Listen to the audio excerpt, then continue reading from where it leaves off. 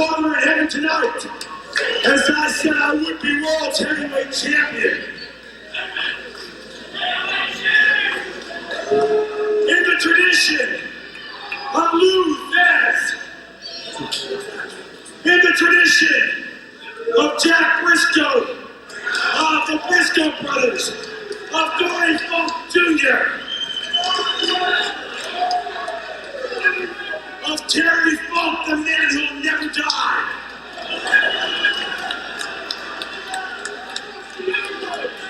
As the real nature boy, Buddy Rogers, upstairs tonight. From the Harley races to the Barry Windhams to the Ric Flairs. I accept this heavyweight title. Wait a second. Of Gary Von Erich. Of the fat man himself, Dusty Rhodes. This is it tonight, Dad. God, that's beautiful. And Rick Steamboat. And they can all kiss my ass.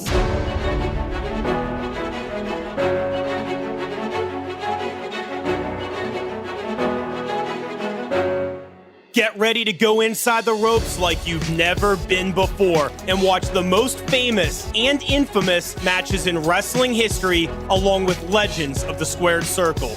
Welcome to the first wrestling podcast in the world to take you on a weekly deep dive into classic matches. Ladies and gentlemen, welcome to The Payoff.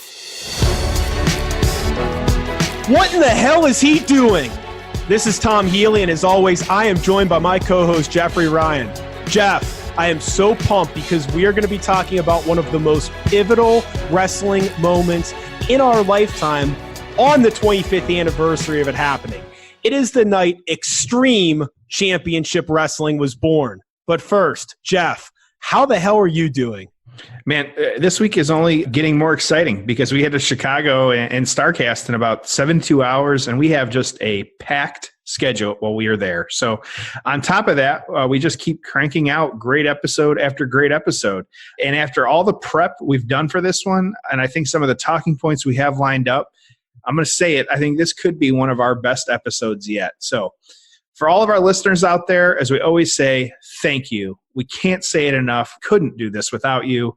You know, we say this every week too, but it helps us a ton. Subscribe, give us 5 stars, spread the word. So you can always find The Payoff on Twitter, Facebook, Instagram. We're at Payoff Pod. Tom and myself are on there with our own accounts too, at Payoff Tom, at Payoff Jeff. We love interacting with our fans, so drop us a message, drop us a comment. We will almost always reply back to you. So, Tom, I am pumped for this week. What else do you got? Yeah, man, I am really pumped for StarCast this weekend. It is going to be awesome. Thanks to all our listeners all around the world. We hope that many of you are going to StarCast this weekend. If so, come to our live show. There it is. And also come to the booth, hang out with us, grab your official The Payoff koozie, and maybe we'll get to put some Steve Weisers in them that evening. So look forward to meeting all of you, hanging out, talking. And again, come to the live show, come to the booth, come hang out. Look forward to meeting everyone. And as a reminder, we're now live on Patreon. That's at payoffpatreon.com. Again, that's payoffpatreon.com. We have one tier. It's $10. It's got a weekly after show, a monthly bonus match. You get to pick the bonus match, transcripts of every episode. We thank everyone on air for joining. We've got a whole community of people chatting and hanging out in there. And we're just putting up a bunch of bonus shows too. We don't talk about the current product on here, but we will post some bonus shows. We just covered NXT and SummerSlam a few weeks back. That was fun. So hopefully you enjoy what you're seeing on there. Again, it's $10 for all of that. We're adding other stuff. It all goes right back into making the show better. So if you want to support us, that's the best way you can. And we're putting all that right into making the show better. So payoffpatreon.com. patreon.com. We really appreciate the support. And quickly, Jeff, give a rundown of how we do things around here for those that are new to the show. Yeah, of course. So we give you a weekly deep dive into a match every Monday. And each episode is broken into 3 parts. Part 1 is the build, where we lay the foundation of what got us to the match, what was going on in the business, and everything else that you'll find interesting. Part 2 is the payoff, where we watch a match along with a legend or superstar of the business. Part 3, the aftermath. And it's a hell of an aftermath this week, where we talk about what happened after the finish of the match, share how it was received by the wrestling community, and just provide our own thoughts on the match. So, Tom, our archives continue to grow. So, please share what we got and then take us right into why we chose this match. Yeah, so if you go back in the archives, you're going to hear the same thing every week, which is covering one match, not talking about the current product, and really trying to bring you new insights and making it entertaining and fun. So, for over a month now, we've been at this. We're building up the archives. We're trying to deliver fun, unique, different episodes each week. In there, you'll find Eddie Guerrero's first title win, the infamous Judy Bagwell in a pole match, the Magnum Tully I Quit steel cage match, Pillman and Liger, Raven and Dreamer, and of course, last week, the Ultimate Challenge, Hulk Hogan and the Ultimate Warrior at WrestleMania 6.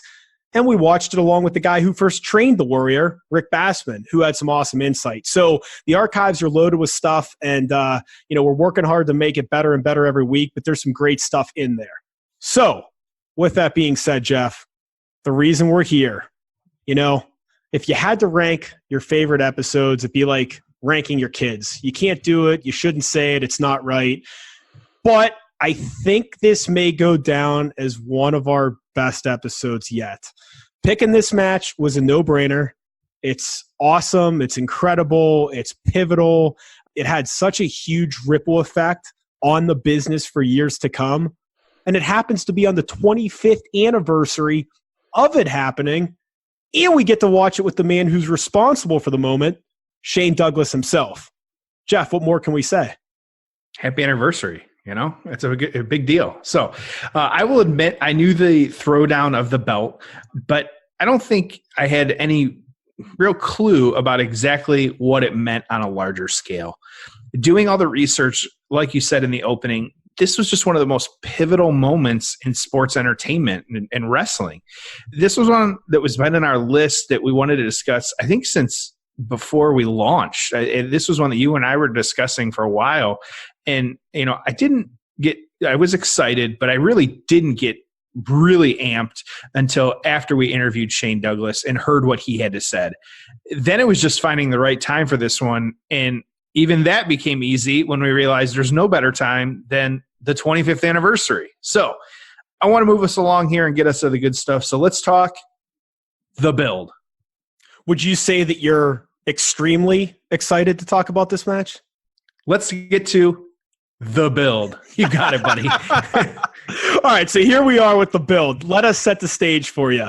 August 27th, 1994. Now, it's a normal show. It's being taped for television, and it's built around an NWA title tournament, which Jeff is going to get more into in a minute. But again, to Jeff's point earlier, we knew the belt got thrown down. We know about the famous moment, but we didn't realize how big the NWA title was. And so they've got this title tournament. It's taking place at the ECW arena. Now, remember, going into this evening, that stood for the Eastern Championship Wrestling Arena. It doesn't flow off the tongue. It's tough to say. Eastern Championship Wrestling Arena. So it's a packed house. Fan accounts say it felt like over 100 degrees in the building. So, Jeff, I like fun facts here. Here's the first one. Todd Gordon, on February 25th, 1992, ran the first Eastern Championship Wrestling card in front of a packed house at the original sports bar in Philadelphia in front of 100 fans. The opening bout was a 20-minute draw between Stevie Richards and Jimmy Jannetty. Now, Jimmy Jannetty was actually the one who trained Stevie Richards and hit a respectable 368 on the PWI 500 in 1992. His daughter, Jenny Jannetty, at one point was training to be a wrestler. Jeff, any fond memories of Jimmy Jannetty that you'd like to share? I can't say that I have any. I can barely get that out of the straight face. Yeah. So here's the deal. Twitter may be able to help us out here. I want to know if any footage exists of this Stevie Richards Jimmy Jannetty match at the original sports bar in Philadelphia. Love to see it. And maybe, Jeff, we could get Jimmy Jannetty onto the show and have him talk about the match. Who knows? Got it. All right. So see what we can do. In the weeks to come, the company would bring in big names like Jim the Anvil Neidhart, Don Morocco, and Jimmy Superfly Snuka, who was actually crowned the first Eastern Championship Wrestling champion. So let's get back to August 27th, 1994. The entire show is centered around this NWA title tournament. However, there was a tag match. It was Cactus Jack and Mikey Whipwreck winning the ECW tag titles, beating the Public Enemy. Whipwreck was a last-minute replacement for Terry Funk, who said he missed his flight. So, ironically, they put this 3-month program in, building to Funk and Jack winning the tag titles, and then he doesn't show. So, Mikey Whipwreck, who is like the punching bag of ECW, gets thrown in there and wins a title. It's kind of cool. So, the NWA tournament title on this title tournament on this evening had 8 men. So, the first round was Dean Malenko pinning Osamu Nishimura, sorry if I pronounced that wrong, after a top rope drop kick. Now, for the next match, and we have a lawyer listener out there, and a very good friend of mine, who is absolutely going to love this next first round match, which featured his all-time favorite wrestler, Doink the Clown. Now, unfortunately for him, Doink would lose in a squash to 911. I had no idea Doink had an ECW run, but Jeff, he actually did some fun stuff. So for those listening that want to find more, go look it up on YouTube.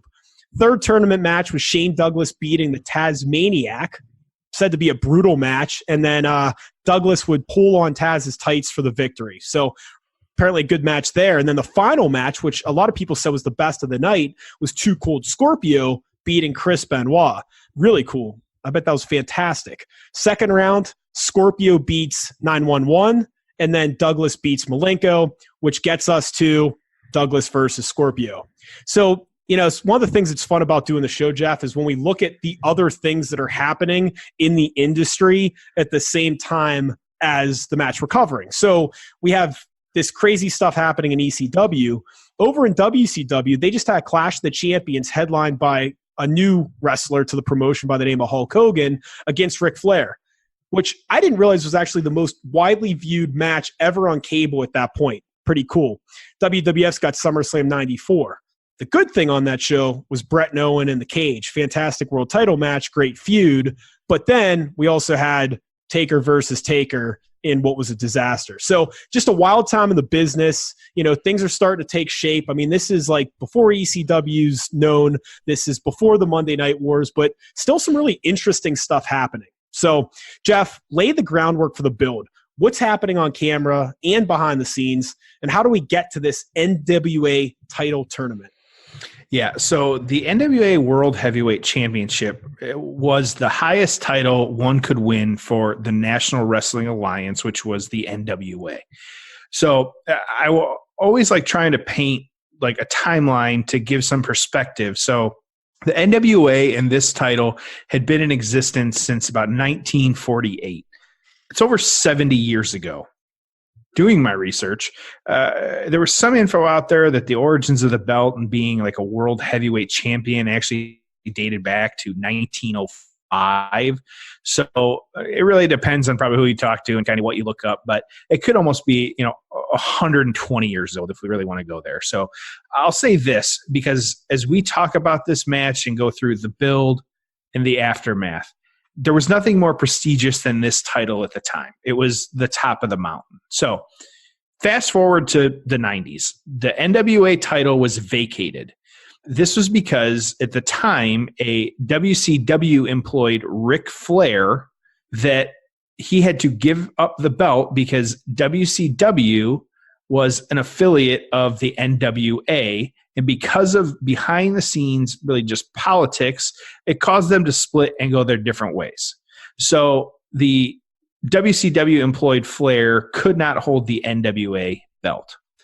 So the title was actually vacant for over a year total, starting in September of 1993. Remember, this match goes off in end of August of 94. So how did we get there? I'm going to butcher his name, but it was NWA board member Dennis Coralluzzo who proposed holding a tournament to crown a new NWA World Heavyweight Champion. Todd Gordon and a name we all know well, Paul Heyman, who at the time was Paul E. Dangerously, who at the time they were the owner and booker of what was Eastern Championship Wrestling. So the connection here, like WCW, ECW was an affiliate of NWA. Now, this is before Extreme, so we're talking about Eastern Championship Wrestling right now. So ECW told the NWA board of directors that ECW would host the tournament because at the time they had just gotten a new TV deal in early 93, and it would be good exposure for them, and it would be good exposure for everyone because the bigger TV deal helped everyone out. So if it isn't already, you're not already, at the edge of your seat. Here's where it really starts to get good. Every report says that Gordon and Heyman had every intention of using the tournament to publicly break away from the NWA and use it as the springboard to turn Eastern Championship Wrestling into Extreme Championship Wrestling. Of course, there's a lot of reports are out there that forever they'll be floating around about who knew what, but Shane Douglas was booked to win the tournament, and he was on board. So the rest, as they say, it's history at this point. So one quote that I enjoyed that showed really the animosity and really backstage politics of this whole thing going down is from Coralluzzo. And I'll say, quote, "It's not something personal between Gordon and me. It's just that we have to act like a cohesive organization and respect each other's authority. That's not what's happening. If he came to me 2 months ago and tried to work this out, that's one thing. But for the last 9 months, he and his partner have been pissing on my neck and trying to tell me it's rain. Now all of a sudden, they're my buddies. I didn't get off the boat yesterday," end quote. That's a good quote. But so Heyman, of course, followed up, quote, "I'm not doing it because Crockett," and this is the legendary Jim Crockett, who at the time was an NWA board member. "I'm doing it because Crockett encouraged me to do it. If they're going to say it's unofficial, then F them. How could Todd or I know the protocol of NWA when after 11 months of joining this organization, I've never seen paperwork or a set of rules explaining how things should be done? We've had phone calls to members not returned. We called Coralluzzo and invited him to the show as a courtesy, and he hasn't called back," end quote. So a lot happening backstage, behind the scenes. There was a lot of pride on the line because NWA wasn't what it used to be. And they wanted to make sure that the tournament brought the NWA back to before they were having all these issues with the belt and it being vacant. And really not just their popularity, but the popularity of wrestling was waning. So, Tom, I know you have some thoughts on that, though. Wow. There's a lot going on with the build there. Great stuff. Just a few other notes that I wanted to share as I did some research on my own here was I was going through Eastern Championship Wrestling shows leading up to this title tournament. Now, Jeff, they did a house show in front of 75 fans in Lima, Ohio. But here's the crazy part. Sabu does a balcony dive in the middle of what was described to be an incredible main event between Alsto and Chris Benoit. So balcony dive in front of 75 fans. Doubt there was a camera there. I just can't make this shit up, man. So also in the lead up to, this NWA title tournament, Shane Douglas did some promos. And he was challenging Ric Flair, whom he called Dick Flair, to come to Philadelphia, and I quote, as a shoot, and come after the NWA belt. So a lot of heat between Shane Douglas and Dick Flair. Another thing I came across in my research, and you'd mentioned the wrestling business being weak, all right? Let me give you an idea of what was going on around this time. Madison Square Garden, WWF show. It does 4,000 fans. There was a fan that called it and I quote, depressing atmosphere. That same night, there's a split crew in Omaha, Nebraska that does 1,200 fans. Then they're at the Nassau Coliseum. They get 1,500 fans. The Meadowlands in Jersey, 2,000 fans. Indianapolis, 1,800 fans. This is all in the lead up to SummerSlam 1994. Just crazy. So, the business was struggling at the time, and it's wild to see some of those numbers. So, Jeff, the reason we're here, all right, each week we give our listeners a timestamp. If you want to watch the match along with our special guest, you certainly can.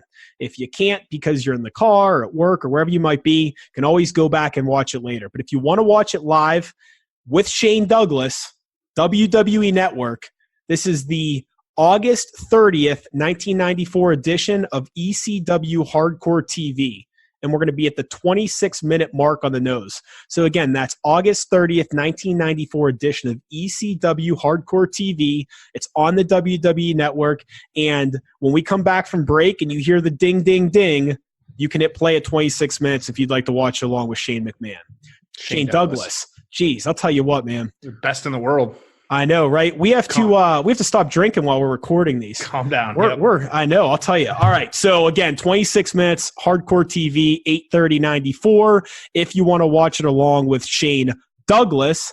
And so with that being said, it's time for the payoff. All right, this is the payoff, and we are here with the franchise, Shane Douglas. Shane, welcome to the payoff. Good to be here, brother. I see a very young Joey Styles on the screen and a couple of studs in the ring. That's right. Well, I'm excited to talk about this match. So let's start when you first got involved in the business. You went to college. Obviously, a lot of wrestlers aren't college educated. So you get a college education, but then at some point you say, hell, I'm going to get involved in the wrestling business instead. So what tipped the point for you to say, I'm going to do wrestling full time? Well, when I came out of college in 1986, there weren't a lot of jobs. The economy was in a downturn, and I had a lot of school loans, 77,000. It was like 77 million to me then. And I had about 2 months before the grace period was up, had no job prospects, and Eddie Gilbert and UWF had just come up with Dominic DeNucci and run a loop up there in Pittsburgh. And Eddie Gilbert called me and asked me if I would be interested in going on the road and put me in touch with Bill Watts. And a week or two later, I was driving to Dallas, Texas. So this good. Sorry to cut you off. My honest thought was I would do that, for 4, 5, 6 months until the economy picked up, and then I'd get back into my field, politics, political science. And here I am all these years later. I'd always loved wrestling, always loved being involved in athletics. And what I found out is once I'd gotten into the business was I wasn't too bad at it. And I was getting to work with some incredible talent, Dick Slater, Dick Murdoch, Pez Whatley, Eddie Gilbert, Terry Taylor. I mean, the list goes on. And every night was a learning experience, and I just soaked it up. So walk us through what was happening behind the scenes about this match, because obviously something extremely famous takes place after the match. So really? Well, no spoilers, but you may remember. So at what point did you know that something big was going to happen after this match? Was it the day of? Was it weeks leading up to it? At what point did all this start to come together and you realized, hey, this is going to be a big moment? Well, earlier that week, Paul Heyman had called me and ran the idea by me. What I loved about Paul's booking was he never ordered me to do anything. He would give me a range of scenarios. You can do this, whatever. And he would give me the pros and cons of each one. And that's exactly what he did with this angle. We can, if you keep it, stay the NWA champion, we can take that route. But if you decide to throw down, and I honestly believe Paul knew me well enough to know that I wasn't a big fan. The NWA had died 7 years before that. And, I was very, very much into what we were doing in ECW. So I think he had a pretty good idea of what I would do. But I didn't make my mind up until after this match, after I had won. And the reason was earlier in the day, there was a lot of things going behind the scenes all week long. The first thing was Mike Tenay had called me. At that time, he had a national syndicated radio show. And he called me and asked me if I'd heard a show that week, and I told him I hadn't. He said, you need to go back and listen to the archive. I had Dennis Corluzzo on last night. And so I did. I went back and listened to it. I had never met Dennis Corluzzo. I had seen him because Candido went over one time to talk over to the show where he was having a show. I had seen him, didn't introduce himself to me. I didn't introduce myself to him. So I knew what he looked like, never had spoken to him. And in this interview, nationally syndicated, and you have to understand, we were still making about 75% of our money from independents. ECW was just once a month. And I went back and listened to the Tenay radio show, and he said, telling anybody that wanted to book me that they shouldn't, because I would just take their money and no-show them. Now, I'm sure what he meant by that was that, I was going to be winning the NWA belt that weekend and not be available. But what that did was, in my mind, it sent a message out to independent promoters, don't try to book Shane Douglas. And I was still making a lot of my money from independents, feeding my family with that money. So that didn't sit well with me. And then earlier this day of this match, of this tournament, I got to the building and I walked in. We had to be like around 1 o'clock, I think, on TV days. And I walked in, and Corluzzo walks up to me and throws a contract in my face and says, here, you got to sign this, man. And like I often tell people, and I don't mean it to be disrespectful in any way, if God handed me a contract, I wouldn't sign it until my attorney read it. And I told him that. I said, as soon as my attorney reads it and gives me the okay, I'll be happy to sign it. Well, he kept following me around like a dingleberry all day. If I walked left, he was left. If I walked right, he was right.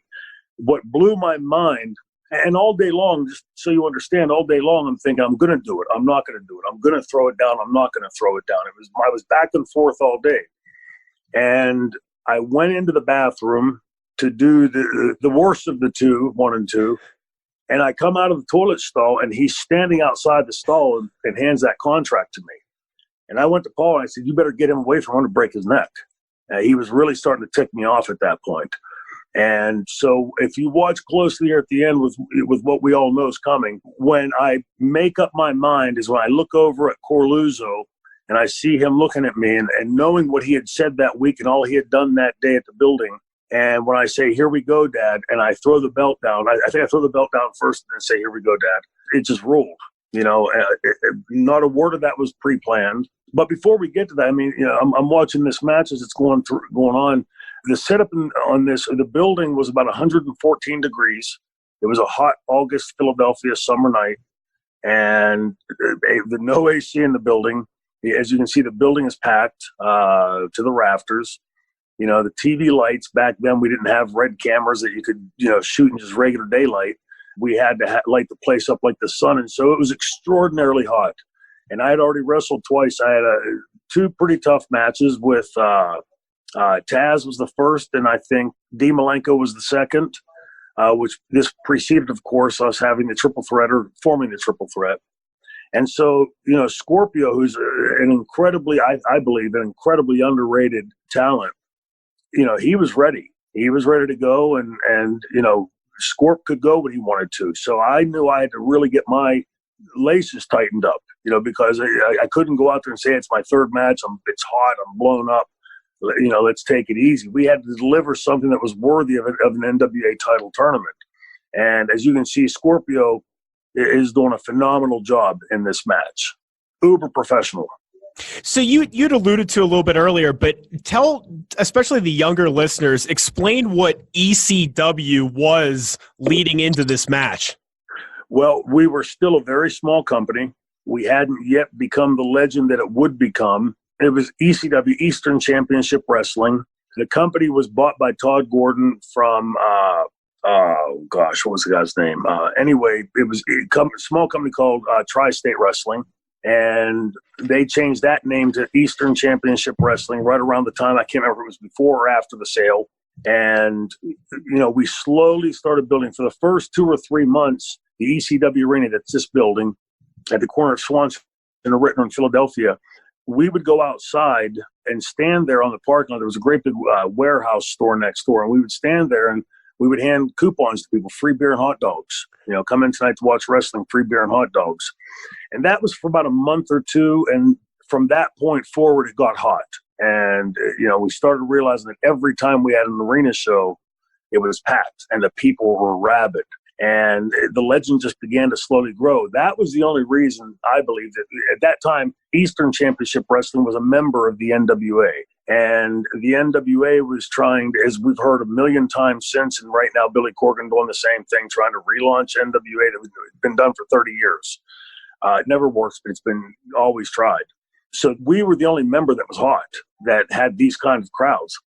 And no doubt in my mind, they were trying to capitalize on their association with us, not the other way around. And that was what convinced me ultimately to go ahead and throw the belt down, because, like I said, we were hot, and I'd been on several NWA shows for different promoters around the country, and they had 100 people, 75 people, 150 people.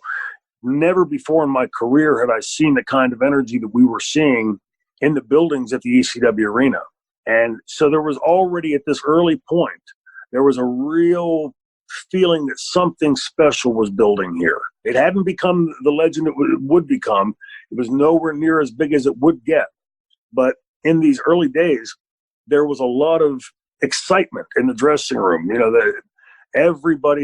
Nobody ever was lazy in ECW, and there was a real camaraderie that I had never seen. I had heard about that from Dominic and Bruno and those old timers, but I had never seen it in wrestling. I had never seen it in the UWF. I'd never seen in the NWA.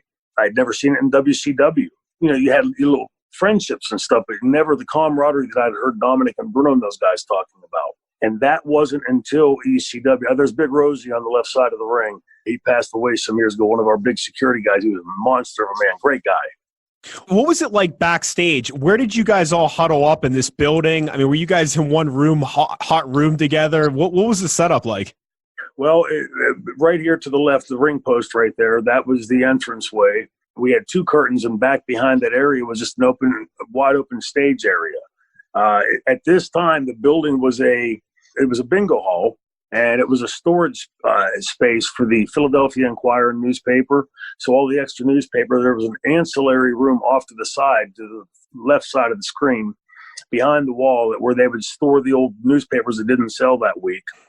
And it actually caught on fire one time, like a spontaneous fire started in there, and could have wiped the ECW arena out before this legend took hold. But there's a big famous parade in Philadelphia called the Mummers Parade, and people dress up in elaborate costumes and stuff. And upstairs, again to the left side of the screen, there was a second floor, and up there they would store these elaborate feathery costumes, look like something Flair would wear, right?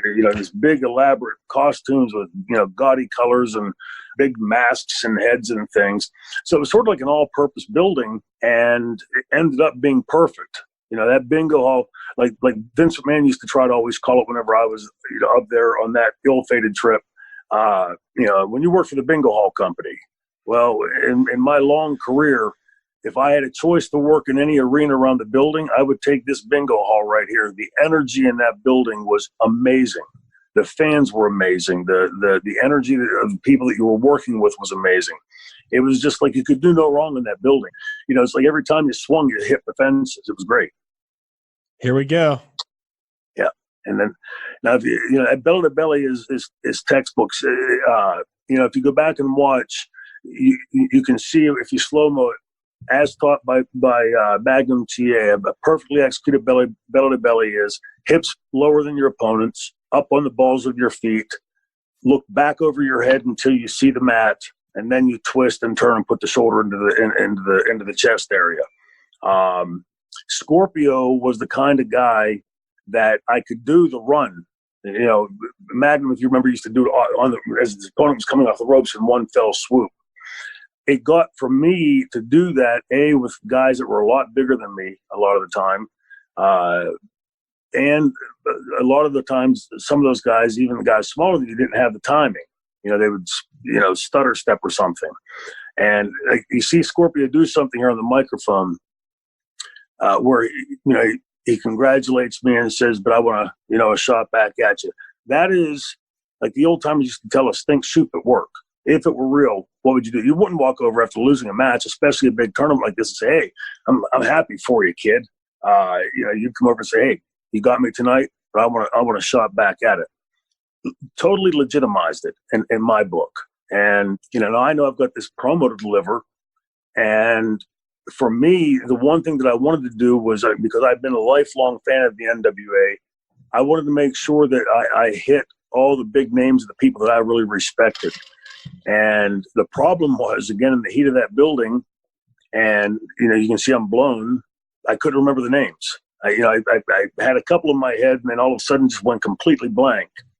And at one point you grabbed the mic and you're like, Ian Ricky Steamboat, because you were remembering of his time. Yeah, right. And the fans in the audience, which I think made the promo so much better, were shouting out names, and you could tell that it wasn't a teleprompter or some script that I had memorized. This, there it is. My dad comment, and for me, like it always felt odd to do a promo, even to this day. You got a television camera in front of you and the audience behind you. And, it just feels so cattywampus because you should be talking to the people, even though there's more watching at home. Luckily, in the ECW arena, we had building full all around. So, again, I think that just lent to the credibility of the promo because I'm floating around trying to talk to everybody in the building. And then we come down to the final line, the ECW heavyweight champion of the world, and it just allowed me to turn to all four of those sides. I don't think, and I hate to say it like this, I'm not patting myself on the back. The reason this promo is so well remembered is because it was so real and so legitimate. The energy is there, the delivery is there. There's no, obviously, again, teleprompter or whatever. And right there when I threw the belt down, the best part was Dennis Corluzzo gives me this look. And meanwhile, as soon as I throw the belt down and he's perplexed, Todd Gordon is sitting next to him and he's telling him, just relax. This is just an angle. He's calming him down to keep him from losing and getting up and running out. And after this, and I hate to speak ill of him because, the guy passed away, but afterwards, Paul pulled the ultimate rib because we got to the back. And, I thought he was going to be back there cussing or whatever, and I'd have to, do something. Instead, I walked back, and Paul's got him over in the corner, and he's, real animated. Paul's hands are going, and he's talking to him, and there's the heavyweight champion of the world line. And that was when also for the younger kids watching, that was when Eastern Championship Wrestling became Extreme Championship Wrestling. Same letters. But back then everything was extreme. You had Extreme Mountain Dew, you had Extreme this, Extreme that, Extreme Sports. That's when they started, so it just seemed to fit the company, especially as we were planning to take it much larger as just opposed to being a Philadelphia-based company. And, so the Extreme so much superseded the Eastern. And the fans, keep in mind, the fans have been there now for about 4 or 5 hours in that baking hot building. And the energy that they were, I always call them, all those fans in that building, they were our sixth man on the bench. It didn't matter if somebody got hurt, it didn't matter if somebody didn't show up. Everybody else in the dressing room was going to pick up the slack, and those fans were going to make sure that they delivered the goods for the television screens. It wasn't like a fake type of reaction. Again, you can watch them. These aren't actors; these are fans. But it was such and I hate to use the word, but it was such an organic relationship that we had with these fans. They would come out and just give us so much energy for the camera, and that is obviously one of the big tenets of what made ECW so big. Yeah, it was obvious. I mean, as a fan growing up, it was obvious to me, especially with Barely Legal. I'm watching it and I'm like, these people, they're like part of this whole thing, right? I mean, they're like, this is their night. It was everyone. It wasn't just, there's some fans there to watch a wrestling show. So right. As you look back, how important was that angle and that night to ECW? Well, I think it launched. ECW would have gone and continued to do strong numbers and everything else had we not done it, had we decided to stay with the NWA. But, it's all speculation, but I think that was what sent it on the trajectory. Taz would later coin the phrase, the FTW belt, right? The fuck the world belt. And ECW really embodied that. ECW was, fuck the WWF, fuck WCW, fuck everybody else, the NWA, we're ECW. And if you remember my promos back then, as world champion for Extreme Championship Wrestling, I would send out challenges, shoots, to Brett, to Hogan, to Flair, to Shawn Michaels. And had they come, I certainly would have stepped in the ring with them. The fans in that building understood we were different. Raven later coined the phrase, the island of misfit toys. We were the guys that didn't fit in the other places. I certainly didn't. And later when I went there in 95, that was proven all over again. I don't expect anybody to kiss my ass, and I'm sure as hell not going to kiss somebody else's. Any business relationship is just that. The person buying the service pays the money. The person providing the service gives the service. The relationship is done at that point. It's not, well, you've paid me for my services and I've given you the services. Now you also want me to come kiss your ass. And which is pretty much what the way I felt about Vince McMahon. And all I had seen in the other companies like the NWA and WCW, and to some lesser extent UWF, was a plethora of politicking.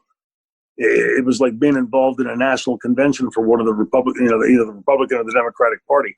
There was always somebody pulling the booker aside, and whispering, and pulling their buddies in, and screwing up. It was ridiculous to me. To me, this business should always been about whoever gets into that ring and can mesmerize that audience the best, perform the best. If it's a heel, get that crowd the most pissed off. If it's a babyface, get that crowd to their feet screaming. It shouldn't be, well, this guy's not as good as the other one, but hey, he's my buddy, so screw the other guy that's better. We're going to go with my friend. But that's what I've always seen in wrestling. ECW was different. And the thing about ECW to me that always stood out was, like, I vividly remember, and I'll use him as the example, when Lance Storm came in. Lance came in a couple years into the ECW run. Those of us that were in the initial class, the first class, we had it easy, because we started with a blank slate. And, although we built what we built there, and a lot of that, all of it was what we had done. Terry Funk, Taz, Tommy Dreamer, Raven, all of us, Too Cold. But those guys that came in later, that was a daunting dressing room to step into. There were people on the outside of ECW in the business that weren't quite sure if this was a shoot. They weren't quite sure if, also for the young kids watching, just so to make this all make better sense. At the time that Eastern Championship Wrestling and it became Extreme Championship Wrestling was 1993. That also coincides with the year the UFC became a thing. And at the same time, they were having a lot of problems getting licensed in multiple places around the country because people likened them to a human cockfight, which was ironically the same problem we were having getting syndicated around the country. People watching it thought we were really beating the hell out of each other and, hurting each other and, human cockfight. And, I can still remember my promos in the early days. I would say things like, the marquee outside says professional wrestling. You look in Webster's, that's a sport, not an entertainment. And then, of course, all the stuff that you saw, it was so revolutionary and counter-revolutionary to what you saw on the other two big companies, WWF and WCW, or especially WWF, where, everybody had to be some kind of a ridiculous goon hockey player or the Dean or Duke the Dumpster Droshi. Everybody was like some kind of a bad comic book magazine skit or something. Yeah, some people refer to it as the occupational gimmick era. Yeah, exactly. There's a repo man. Yeah. Right. And none of it worked. Worked. It might have been fine for 4, 5, 6, 7, 8, 9-year-old kids, but guys our age would never go buy a ticket to sit in an arena and watch a couple hours of that. Well, and you bring up a great point, which is, historically speaking, this is August of 1994, which means if you were to flip the channel, look at what WCW was doing, look at what the WWF was doing. This was cutting edge. The wrestling, the hardcore stuff, presenting it more as an athletic competition, all of it. So it was fantastic. So and loaded with tons and tons of attitude. It was oozing attitude. A full 3 years before others picked up and adopted to it, right? All the reality-based stuff, the attitude stuff, all that stuff. Well, this was fantastic. Appreciate you watching this match with us, one of your most historic, and really set the tone for what became ECW. And then, as we know, ECW changed the business. So I think this had a major impact on the entire industry, not just ECW. Thanks so much. Well, thank you. And before you click away from that, I saw it when it first came up. This was, Dennis Corluzzo came back to the dressing room and he was spitting nails and cussing, and he was going to sue and everything else. And Paul was waiting for him, and like I said, real animated, talking to him. And all of a sudden he waves over Charlie, our handheld guy, Charlie Bruzzese, and he slaps the camera right in his face, and you see the ECW billboard there on the microphone, and he gets him to make a comment, and the comment was, I don't care what Shane Douglas says, he is the NWA champion, and we're going to convene the board, and blah, blah, blah, blah, blah, and he walks out. It was like the ultimate rib on top of the rib, it was that he actually shot this. It was just comical as hell. Yeah. Again, sympathies to his family, but a momentous time for ECW, because this was really the linchpin when we turned the corner. Sure was. Well, thanks so much. Appreciate it. You're welcome, man. Thanks for talking to me. Wow. First of all, thank you to Shane Douglas.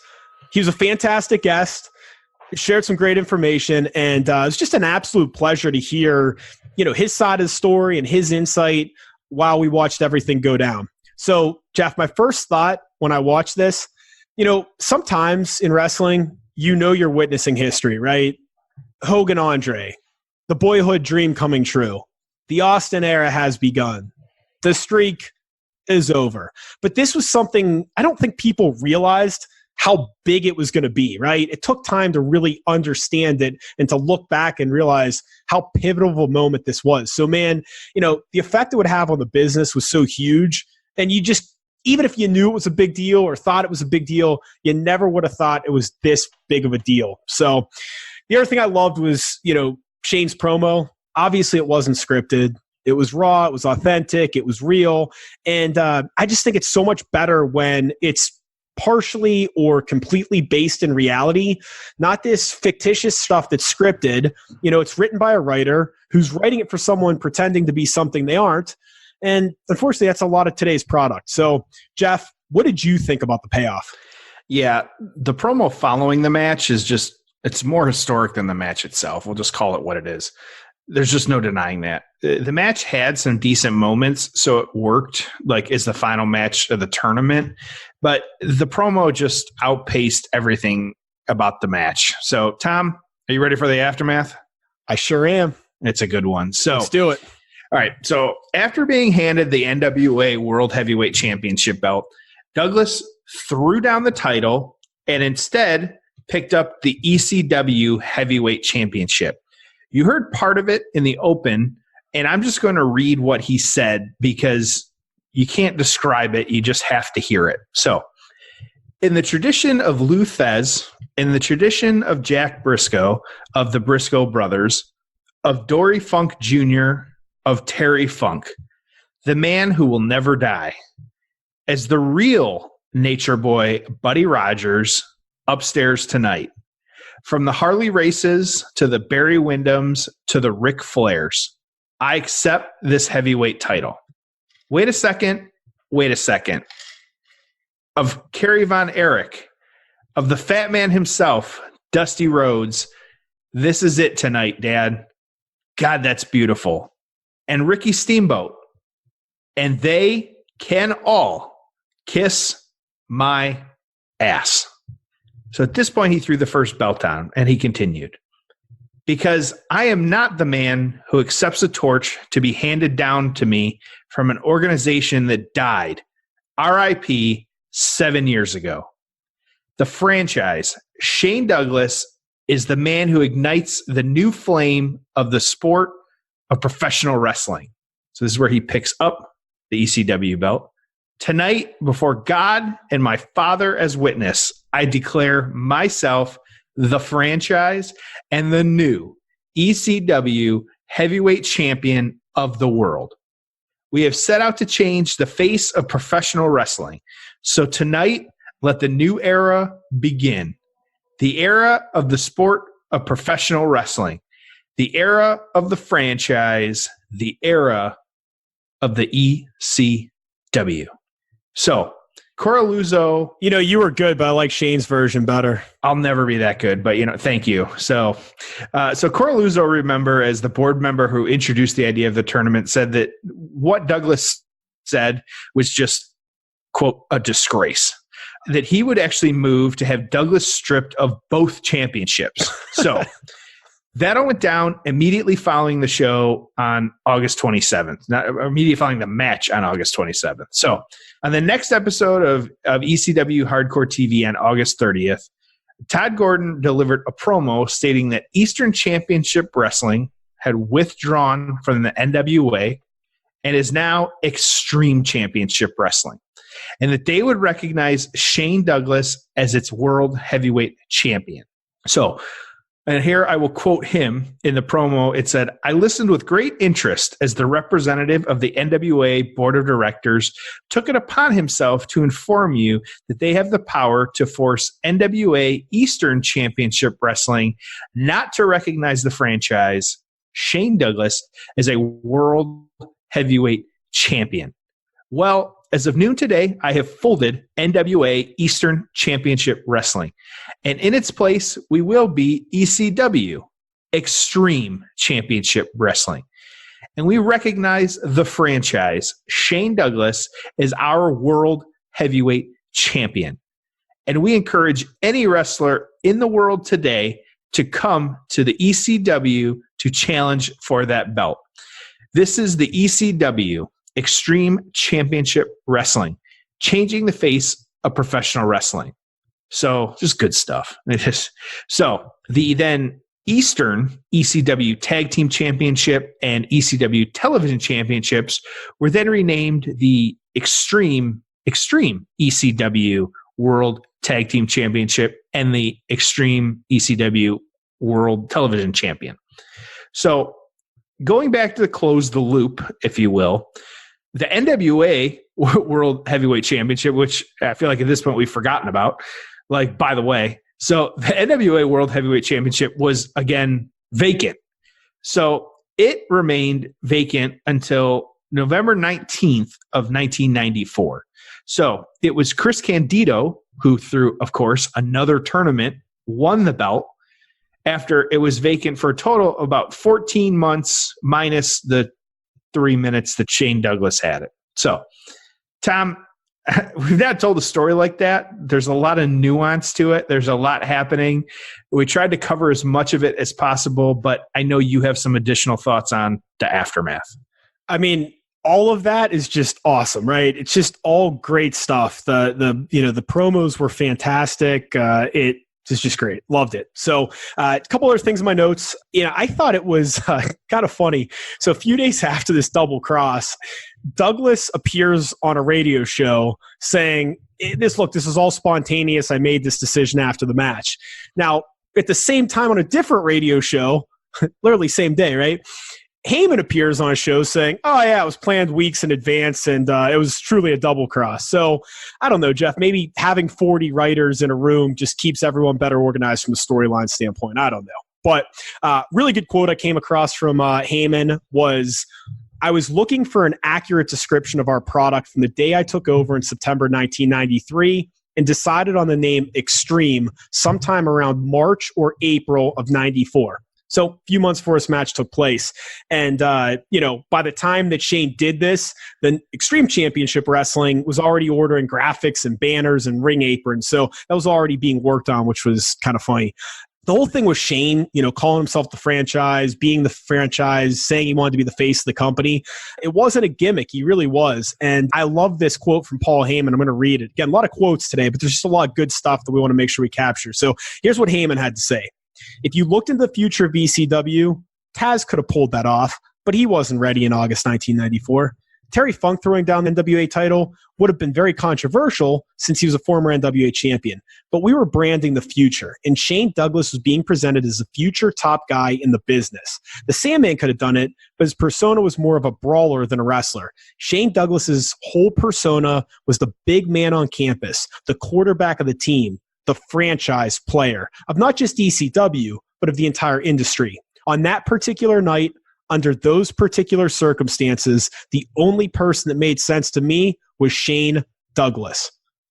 Great quote, sums it up. Right guy, right angle. I mean, it was perfect. So another thing I came across, Jeff, it's funny because a lot of times you'll hear, the WWE has revisionist history, right? There's like reality, and then there's like WWE's version of what happened. So I come across this interview, and it didn't say who was giving the interview. It just said WWE Classics, right?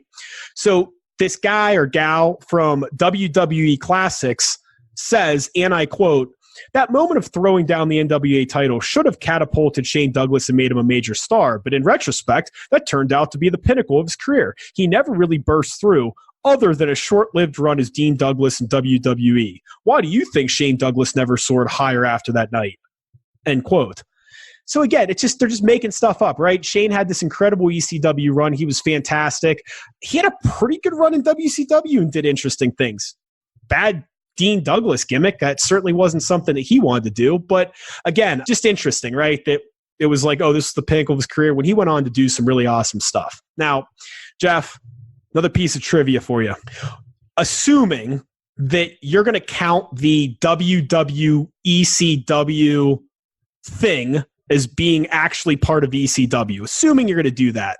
So this would have taken place on ECW on Sci-Fi. What was the final ECW match that would have taken place on ECW on Sci-Fi on February 16th, 2010? Can you name that match? Oof, I cannot. Well, you could have given a bunch of guesses, and I bet you probably would not have come up with the match, which was Ezekiel Jackson being managed by William Regal, winning the ECW championship from Christian in an Extreme Rules match. So unless we get another version of ECW at some point, Ezekiel Jackson will go down as the final ECW champion in this match. So he was a big boy. He was a big boy, but right. Yeah, it was not exactly the way we wanted ECW to end. So right. Anyways, we choose to remember the good memories. So Jeff, let's talk about how this match was received in some of the publications. What do you have for us? Yeah, I'll actually start with the Keller Report fallout because I think that was the most interesting. And so he said, quote, "With the possibility of ECW signing with MSG Network this week and expanding to other regional sports channels, it appears as if ECW is going to make a run at promoting nationally independent of the NWA. Although the tactics they use to establish their independence will be questioned, if not criticized, by many. Meanwhile, the NWA has to recover from this apparent, quote, setup and try once again to crown a champion and gain new respectable members." I will say kudos to Keller for calling it right here. I will point out, too, that in the fallout, he did put setup in quotes. And so I think at the time, because nobody knew what was going on here, but in regards to everything else, he was right on the nose here. So everyone's favorite star gifter, Meltzer, said, quote, "Douglas defeated Scorpio in the tournament finals in about 12 minutes of a 3 1/4 stars match where Scorpio missed a splash off the top rope and Douglas pinned him with a belly-to-belly. As Coraluzzo presented the new NWA title belt, Douglas started a long speech talking about the history of the title and names like Lou Thez, Buddy Rogers, and the Funks. But as the speech went on, he came to the name of Flair and said how the belt was part of the past and that he didn't want to resurrect something that was dead. He said ECW was leaving the past behind and that he didn't want a belt that hasn't meant shit in years, end quote. So I don't have a ton to add here overall. I think the ratings were good. I think, the write-ups were fine. No real gripes about what they said. Tom, what do you think? I think stars are stupid. Yep. As we're about to give our payoff score, but here we go. No, but that's the difference. That's how we do things here. We give a payoff score, and the payoff score, really comes down to the match, the moment, the crowd, the atmosphere, the build, the aftermath, the big payoff, what the finish was. It's just about more than the in-ring work. And so I honestly, I'm not trying to pat ourselves in the back or put ourselves over, but I like the way we do things because we incorporate a whole bunch of factors as opposed to, that one sequence involved a lot of rest holds, so I got to dock at 1/4 of a star. So here's what I think. I think that, overall, strong match, right? It wasn't a 5-star classic. It was a strong match. Anytime you're doing these multiple man tournaments or matches in this kind of format all on the same night, shorter is better. So they got the right amount of time. They had a really good finish. The building was hot as hell. Shane admitted he was kind of, blown up at this point. They had already been through some grueling matches, and I thought all things considered, they did a pretty good job. Now, obviously, the right guy won, and I liked how he won. He kind of cheated a little bit earlier in the show, but I liked how it was strong. It was convincing. It was, this is our guy, clean 1, 2, 3 in the middle. So with that being said, Jeff, I think I've made it clear how I feel about our payoff scores, but let's get into it. Yeah, time to share our scores. But we want to remind everyone, like we've said a little bit, how we do those. And so it's pretty much based on whatever we want. It's not just in-ring work. We don't share these scores ahead of time. It just adds a little bit of excitement. All of our notes, that's one thing we always leave that blank. So, Tom, I will give you the honors this week of going first. All right, so I feel like I'm going to get some heat for this one, maybe from you, depending on what you thought of this, or maybe some of our loyal listeners on Twitter. But let me first walk through why I love this, and then I'll give you my payoff score. So I think it's important, and I think it's true whether we're talking about like sports or wrestling or politics or music, really anything. I like looking at things in historical context, right? So the same weekend of this show, we had a SummerSlam going off the air with a real Undertaker against a fake Undertaker. All right. There was just so much campy and hokey stuff going on, both in the WWF and the WCW prior to the Monday Night Wars, right? Dungeon of Doom, anyone? But, a lot of the wrestling then was not great. The product was like geared towards kids. Okay. It had no edge. There were very few elements that I'd say were reality based.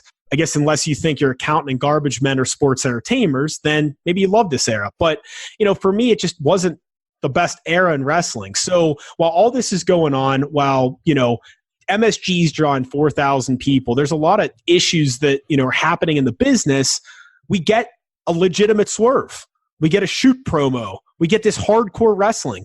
This stuff didn't exist in 1994. And then all of a sudden, here comes this little bingo hall promotion that changes the damn game. And it all starts on this night with this promo, and it's the birth of Extreme Championship Wrestling.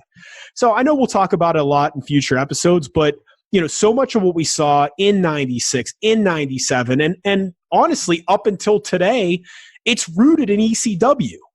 And ECW changed the wrestling business, and the origin of them changing it came from this very moment. So I want to just paint the picture of how massive this was. So, Jeff, my payoff score for this is a 9.5. This moment changed the entire wrestling business. It can't be overstated, how impactful it was, how awesome it was.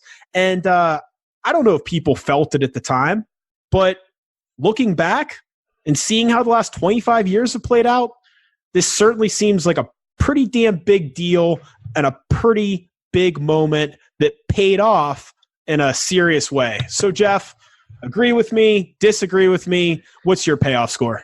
Yeah, I'll say like you, I really struggled a bit with this one. As easy it was to talk through like the build and the aftermath, like coming up with a score was difficult because I didn't want to go too low because of what happened just immediately after this match.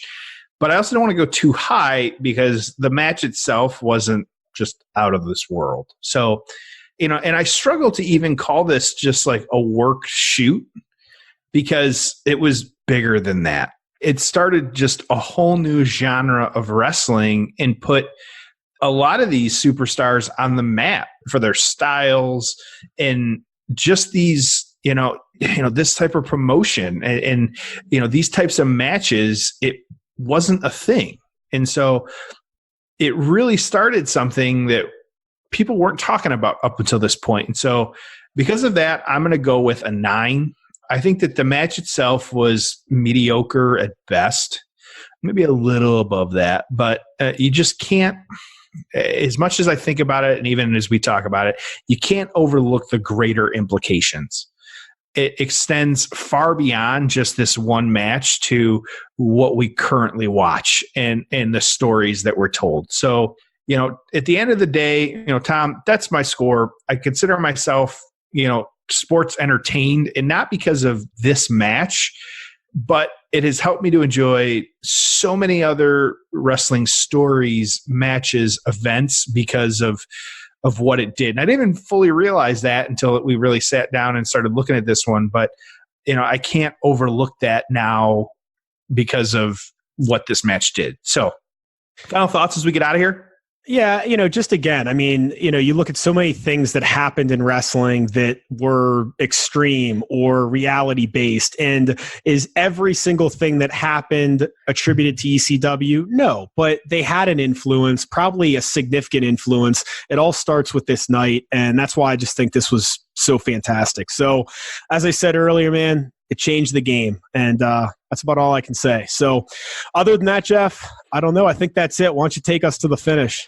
Yeah, one final thanks to Shane Douglas for joining us this week. We will have him back because that was great. And he was awesome. This match was such a big deal. So you can find him on Twitter. He's at the franchise SD.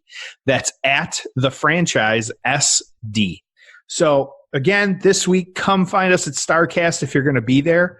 We will be there all weekend, obviously both for our live show, which is Friday night, and then we will be at our booth as well, too. Again, we're giving out awesome koozies, and so don't miss out on that. And make sure to get one before they're gone because we do have a limited number. So exciting stuff, though, but we'll have lots anyways. But as always, if you like what you're hearing, you can give, help out the show, subscribe, give us 5 stars, tell everyone you know. And that's all we're asking of you. And just keep listening, keep tuning in. And so you can always find us on Twitter and Instagram. It's at PayoffPod. We're on all social media, all that good stuff. And so, Tom, I know how hype you were for this one. So I'm going to let you close it out, buddy. Yeah, it's time for us to do the after show for our loyal listeners on Patreon.